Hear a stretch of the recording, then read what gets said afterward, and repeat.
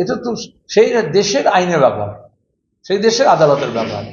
তারপরে আবার আইনি সেখান থেকে উচ্চ আদালতে যেতে পারে, উচ্চ আদালত দিয়ে থাকে তাহলে সেটাকে সুপ্রিম কোর্টে যেতে পারে, তার জন্য বাংলাদেশ সুপ্রিম কোর্ট আছে। কিন্তু ওখানে আইনের শাসন থাক সেটা আমরা চাই, সেখানে যাতে সাংবিধানিক ব্যবস্থা থাকে সেটা আমরা চাই, সেখানে যাতে গণতান্ত্রিক ধর্মনিরপেক্ষ প্রজাতন্ত্র বাংলাদেশ থাকে এবং শান্তি থাকে সেটা আমরা চাই। এখানে প্রতিদিন আমাদের দেশে কতজনকে এরকম শাস্তি শোনানো হচ্ছে, কতবার তুমি খবর করেছ? শাস্তি করা হচ্ছে না। সঞ্জীব ভট্টকে আইপিএস অফিসারকে কেন গুজরাতে দাঙ্গার পরে যখন সে নরেন্দ্র মোদীর কথা শোনেনি তাহলে তাকে কেন এতদিন জেল থাকতে হলো? এতদিন পরে তো কোর্ট ওকে বলছে জামিন দিতে হবে। উমর খালিদকে কেন এতদিন জেলে ভর্তি করে রেখে দেওয়া হয়েছে? কেন কোনো শুনানি হচ্ছে না? আইনকে তো আইনের পদ্ধতি চলতে হবে।